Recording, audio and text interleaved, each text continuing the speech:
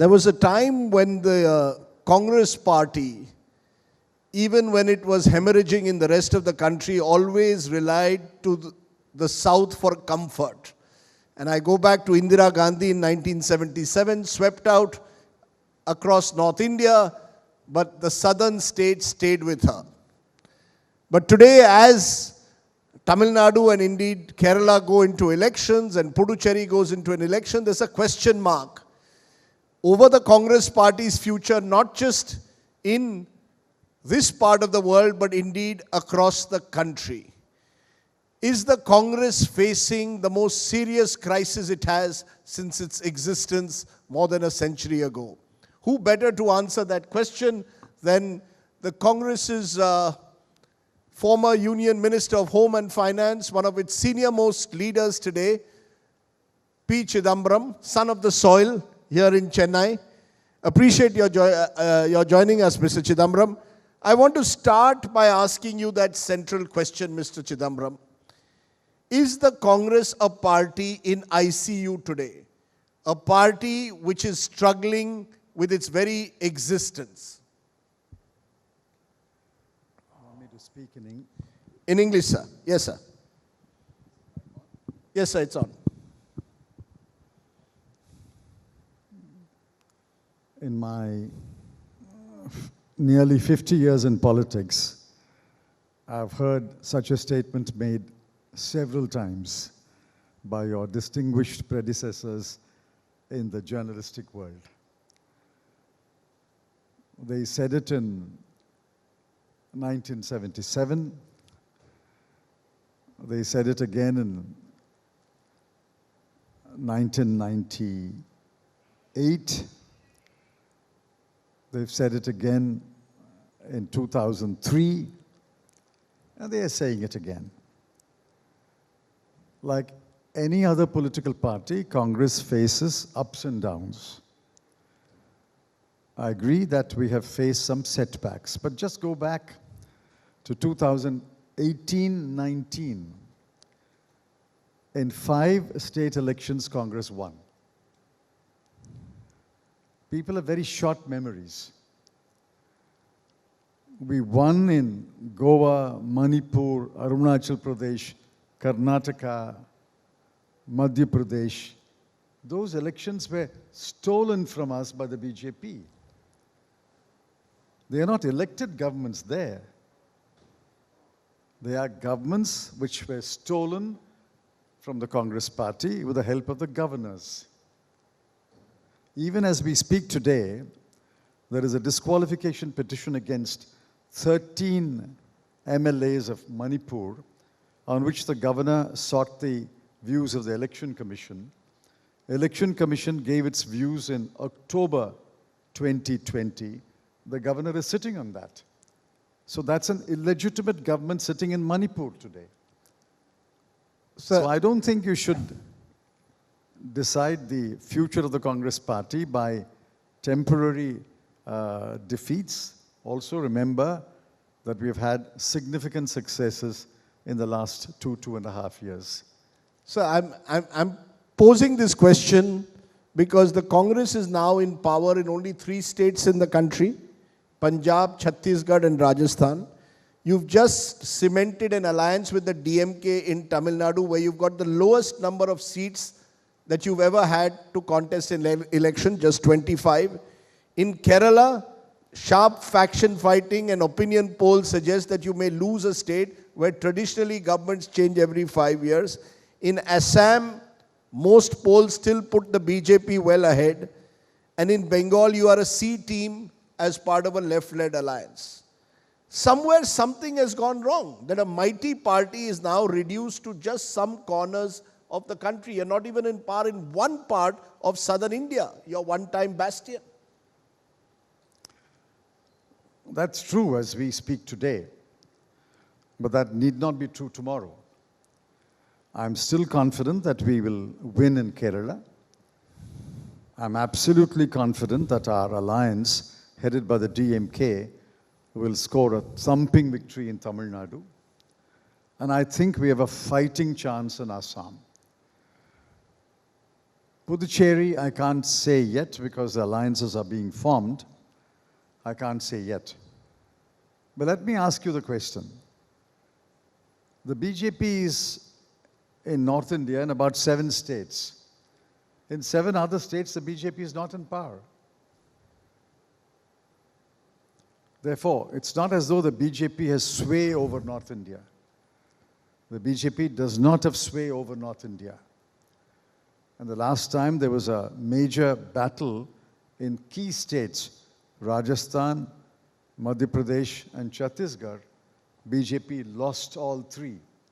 Lost 3 incumbent governments. And I don't think the BJP is going to make any headway south of the Vindhya Hills. So would you then say the BJP is also heading towards the ICU? Sir, let me throw another number at you. The Congress won in the 2009 Lok Sabha elections 11.9 crore votes. 2019, 10 years later, you were 11.94 crores. The BJP in 2009 had 9 crore votes. By 2019, the BJP votes had increased to 22 crores. BJP goes from 9 crores to 22 crores, and you grow from 11.91 crores to 11.94 crores. Something in the last decade has changed. Why not be more candid and accept that the Congress is facing a crisis, is in ICU? I'm not denying that the Congress is facing difficulties. I'm objecting to your words ICU. I mean, that's a very damaging... How would you describe it then? If you don't want to use the word ICU, what's the word you would use? Our electoral prospects have dimmed over the last 2-3 years. I'm not denying that. But please remember, just go back and read the India Today issue of February 2019. In fact, the prediction was that the BJP will not get a single party majority. Then happened Pulwama and Balakot. A terrorist attack was cynically manipulated by the BJP, you may say cleverly manipulated by the BJP, to trigger ethno-nationalism, which is why they swept the North Indian states. But that was not the position even in early January 2019. No, you're saying cynically triggered by the BJP, that the BJP used Balakot, Pulwama and Balakot to win the 2019 elections. I said cynically stirred ethno-nationalism. It was a terrorist attack. There was a retaliatory attack, but terrorist attacks and retaliatory attacks have happened before.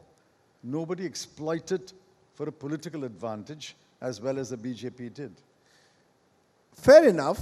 You're looking at the 2019 elections. I come back to today. Something has clearly gone wrong in this last decade of the Congress, the shrinking hand as we are calling it.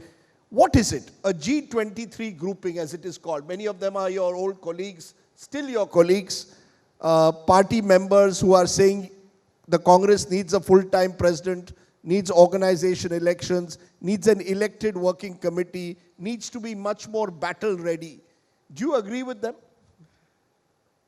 How can anyone disagree with basic principles like the party must have internal party elections, party bodies must be elected? Nobody can deny that.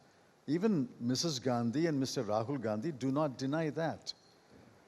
I may not agree with the manner in which my friends brought the debate in the open, but I think the basic issues were all agreed upon. In fact, when Mrs. Gandhi called about 18 of us to her home for a 5-hour session, everybody agreed that party elections must take place. There is no controversy, there is no difference of opinion on that. Because many thought that you would join the G23. Many said G23 would become G24. Mr. Chidambaram also would be part of it, because you have also, as you are now accepting, raising these concerns, you need a full-time president, need organization elections, can't have a nominated culture, and yet nothing changes. The fact is, Mrs. Gandhi is still your interim president for the last 2 years. I didn't know that my friends were planning to write a letter. I would have advised them not to write a letter, but to seek an appointment, which is what we did on the second occasion. When there was some thought about writing another letter, I said, don't do that mistake. You seek an appointment. And I think Mr. Azad sought an appointment, and we got that meeting with Mrs. Gandhi for 5 hours.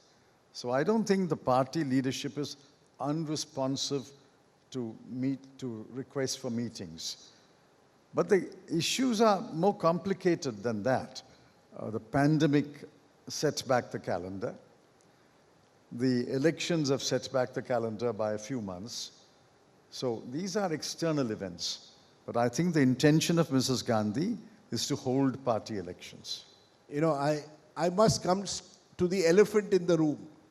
And the elephant in the room is Rahul Gandhi. His supporters say he is the only leader capable of taking on Mr. Modi frontally. He does it day after day, particularly on Twitter. His critics say he has too much power without any responsibility. Which is the truth? Is Rahul Gandhi shirking responsibility? Is he someone who is the problem, or is he the solution? A party's leader can only be selected by party members. Fortunately, the India Today journalists can't select a party leader unless you form your own party. Today, across the length and breadth of this country, if you poll party workers, grassroots workers, what I call booth-level workers, and I have met with 35 block booth-level workers over the last 3 months, addressed nearly 35 meetings, spoke to thousands of workers in my constituency. 99 out of 100 want Mr. Rahul Gandhi to take over as Congress president. Now, whether that is a wise decision or not is not for you to judge. It's for the party workers to judge. That's the truth. So the truth also, if everybody has to accept that truth. So the truth also, may I say, and I'm using a Hindi word in Chennai, na banuga, na banne dunga, which means I won't become party president, but I won't let someone else also become. And this is how your party has been running for the last 2 years. How can a political party run without a full-time CEO? I agree. In fact, when I proposed Mrs. Gandhi should take over as interim president after Mr. Rahul Gandhi resigned, and we had a day-long deliberation which was inconclusive, and I said at about 9 o'clock, we can't continue like this forever and ever. It's already 9 in the evening. So I proposed that Mrs. Gandhi take over as interim president, and we called an AICC and elect a full-time president in about 2 or 3 months. That was accepted. But then events overtake us. Events have overtaken us. We couldn't hold that election. I still believe that that election should be held, and I think Mrs. Gandhi has agreed that the election will be held immediately after the 5 state elections are over. So is Rahul Gandhi the problem or the solution? I don't know whether he's going to contest or not. He may contest. He may not contest. There may be other candidates. But the party will elect a president shortly after May. Let me put it this way. We are in Chennai, sir. A city and a state which has had a long and durable relationship with the Gandhi-Nehru family. Indira Gandhi had a huge resonance in Tamil Nadu. Rajiv Gandhi was tragically assassinated not too far away from here in Sri Perumbadur. Have the Gandhis outlived their utility, if I may be allowed to use their word, or their sense of stature which they once enjoyed within the Congress party? And I want a real honest answer. Has India changed and the Congress party hasn't changed? Are you asking about Tamil Nadu or India? I'm asking about both in a way. In Tamil Nadu, I think the Gandhi stature is not diminished. I saw a poll or a survey yesterday or day before, which places Mr. Rahul Gandhi's acceptance much higher than Mr. Narendra Modi's acceptance in Tamil Nadu. Now, if you take all over India, I think it differs from state to state. I think at one extreme you have Gujarat. At the other end, you have a state like Chhattisgarh, where we got a 2/3 majority.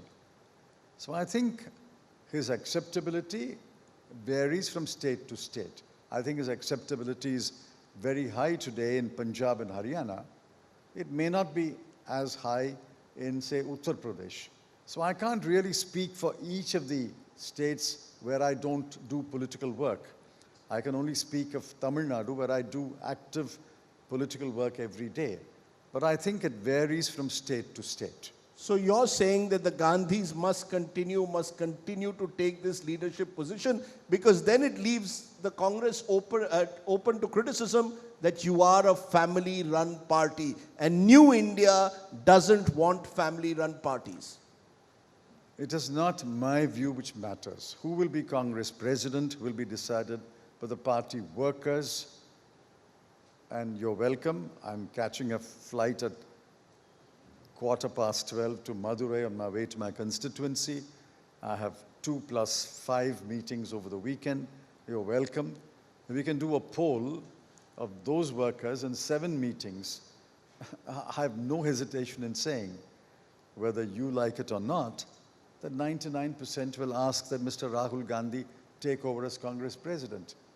Sir, but the party workers are not India, and Madurai is not India either.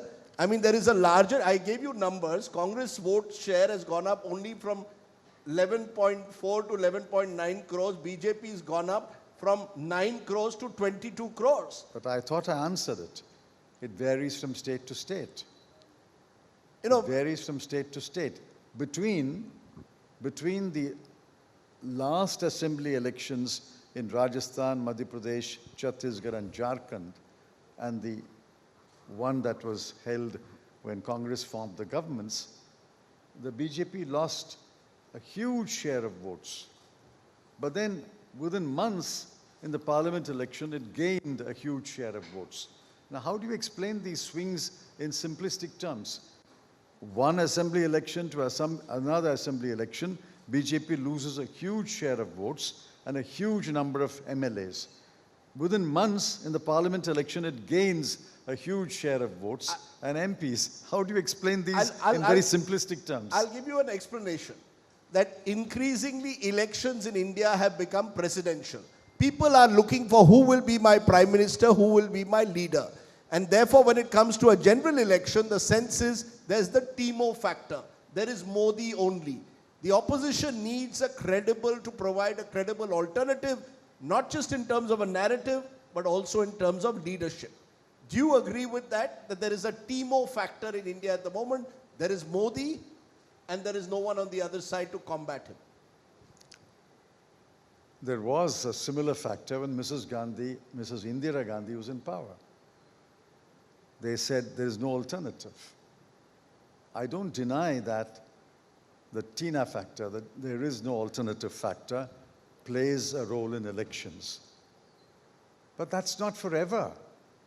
There will be a day when somebody will replace Mr. Modi. I think whether you know it or not, Mr. Modi knows that one day he will be replaced too. Are you saying that he will be Prime Minister forever and ever? No one says that he will be Prime Minister forever and ever, but the sense I get from you is that the Congress party is willing to wait its while in the opposition without doing anything proactive to actually change the narrative or offer a leadership alternative. And you once, I remember a few years ago, famously remarked, Mr. Modi is not Morarji Desai. Mr. Modi is not going anywhere in a hurry, sir. I agree. I agree that Mr. Modi, unlike many other BJP leaders, is cut from a different cloth. He controls the party, controls the government, and he's extremely clever in managing an election. I don't deny that. But I don't think he's undefeatable. He is likely to be defeated in many elections. In fact, I welcome the fact that increasingly state elections are becoming chief ministerial, presidential. Therefore, it gives an opportunity for many leaders belonging to regional parties also to emerge as leaders. In fact, today, you have regional parties ruling many more states than the BJP does. In fact, there are regional leaders who hold sway in their respective states more than Mr. Modi does. Which actually brings me to the point we started with, that in Tamil Nadu, it is really Dravida Munnetra Kadgam which is leading the fight against the BJP or the AIDMK. In a way, in Bengal, it is Trinamool Congress which is leading the fight against the BJP. The Congress party itself, as I said again, is either being squeezed by the regional parties. You only got 25 seats, sir, in Tamil Nadu. The once mighty Congress of Mr. Kamraj is reduced to asking for just 25 seats. Or it is the BJP which holds sway over North India. Where is the Congress? You are squeezed by regional parties. You are a C team to the Shiv Sena in Maharashtra, sir. I think you're just making general statements. No, sir. I'm giving you an these are answer. hard facts. I'm giving you an answer. In every state, there is a pivot. In Punjab, Haryana, Rajasthan, Gujarat, Madhya Pradesh, Jharkhand, Chhattisgarh, Assam, and Kerala, the pivot of the anti-BJP is the Congress party. So I listed, you may have maintained a count. In all these states, the pivot is the Congress party, around which all anti-BJP parties or non-BJP parties rally. In the states that you mentioned, Tamil Nadu, Bengal, and some other states, Andhra Pradesh, Telangana. I agree. The pivot is not the Congress party. I concede that. The pivot is not the Congress party. But then to pick out those 3, 4 or half a dozen examples and say the Congress party is not the pivot in any state is plainly wrong. You know, Mr. Chidambaram, I know why you're such a good lawyer. You're able to fight a bad case rather well. Or make a bad case look good. But let me look at Just as you expound a bad idea in a good TV show. Okay. Mr. Chidambaram, let's look at the broader picture. And this is something you've been writing about. You agreed that Mr. Modi is cut from a different cloth, yes, to use your words.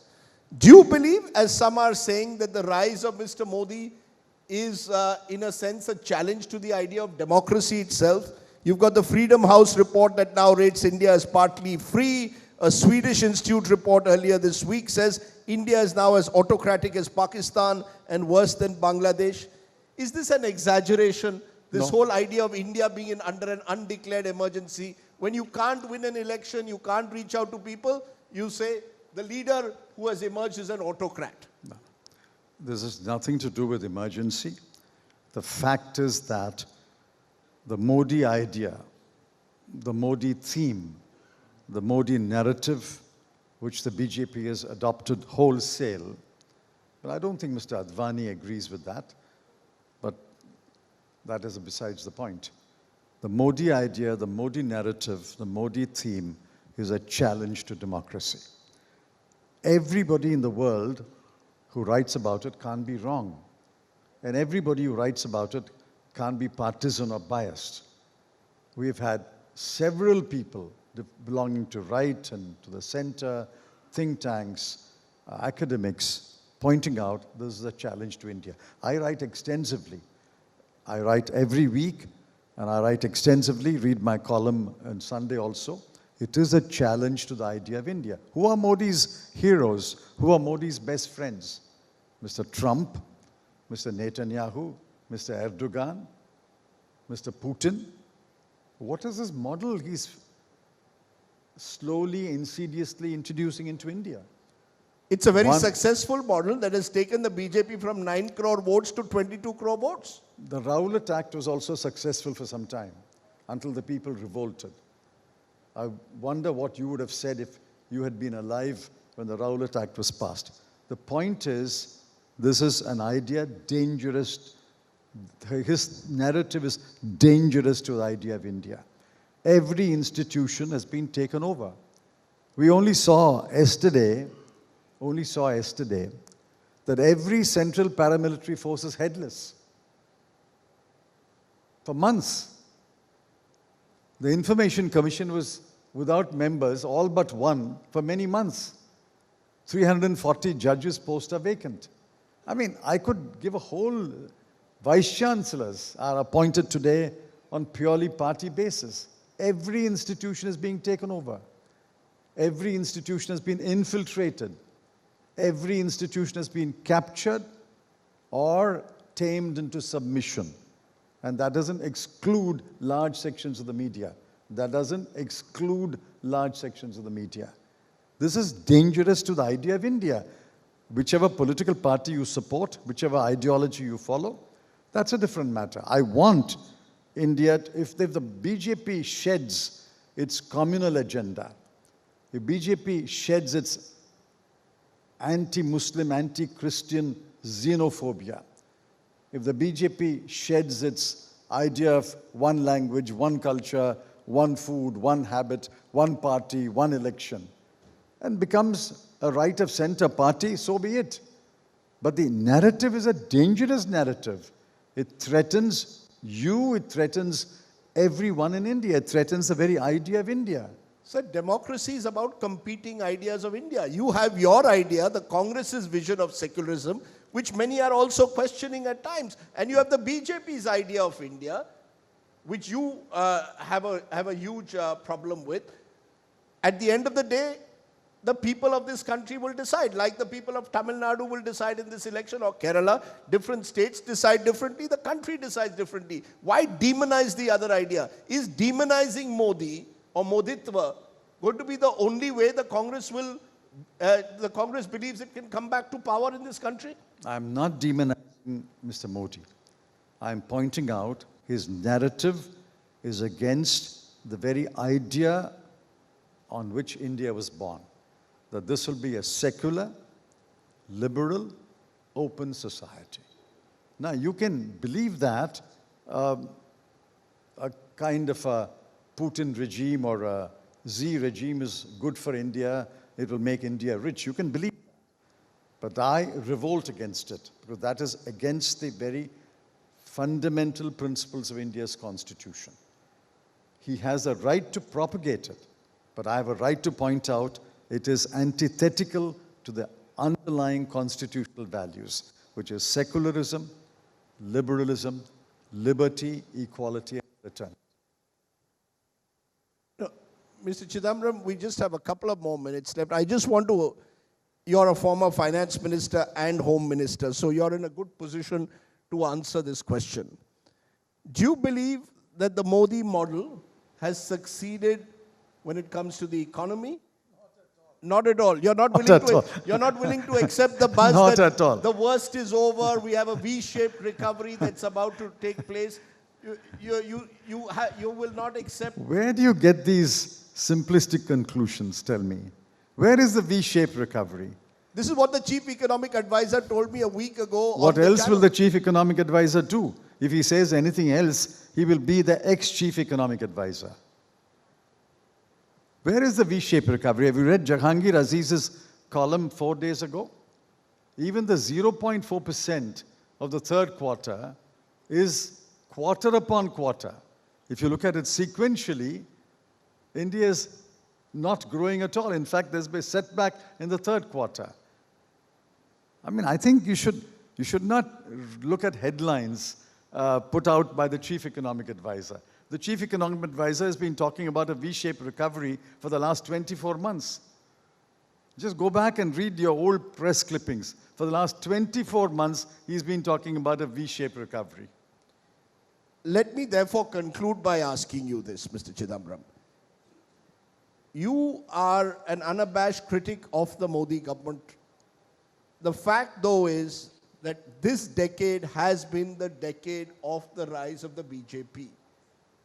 Put on your sort of hat as a forecaster.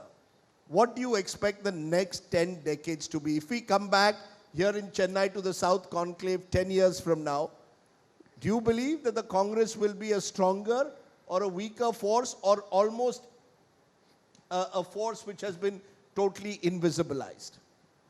Don't pass sweeping judgments. The Congress nearly rose to unseat the BJP in Gujarat the last time. Don't forget that. Nearly. The difference is only a few seats. At the moment, the Congress has to consolidate its position in Kerala, Tamil Nadu, and Puducherry. We have a long battle in Telangana and Andhra Pradesh. But I think there are winds of change in Punjab, Haryana, at least western Uttar Pradesh, to some extent in Maharashtra and Assam. But in that central India, Uttar Pradesh, Bihar and Madhya Pradesh, we have great difficulties. So I approach these matters purely logically and in a hard-headed manner. Consolidate what you have, address the problems where there are problems, and find narratives that suit each state. I think it's doable. If we all sit together in the party, have elected bodies, and put our heads together, it's doable. It's a long struggle, but I'm prepared for a long struggle even at this age. Now, younger men and women will be prepared for a longer struggle. The Congress has had this history of long struggle. We will be able to consolidate and move forward. That's my view. I don't know where you're getting your confidence from, Mr. Chidambaram, but you're basically saying what Mark Twain once said, reports of my death are grossly exaggerated. Right? I don't know where you're getting the confidence from, because other Congress leaders I speak to privately say that you're ideologically hollowed out, organizationally weakened, paisa nahi hai, we have no resources, media is against us. You seem to believe that for all the so-called enemies against the Congress party, it will still revive. Yes, I believe so. With the Gandhis at the helm. It is Or with or without them. It is not whether the Gandhis are at the helm. The Congress party will revive. Who will be at the helm is not for you to decide, it's for Congress workers to decide. Mr. Chidambaram, wonderful to have you here in Tamil Nadu. Interestingly, Tamil Nadu is the one state where somehow Prime Minister Modi's popularity is not as high as in other parts of the country. That is a gross understatement. This is the most anti-BJP state in the country. That's why you perhaps seem to feel more comfortable nowadays sitting in Chennai perhaps than in Delhi. No, there's an election here. I can't sit in Delhi and fight an election in Tamil Nadu. Fair enough. Mr. Chidambaram. Thank you. Thank you very much. Mr. P Chidambaram, the former Finance and Home Minister and senior Congress leader, seemingly believing that the Congress's southern states will perhaps lead to a Congress revival. Thank you very much.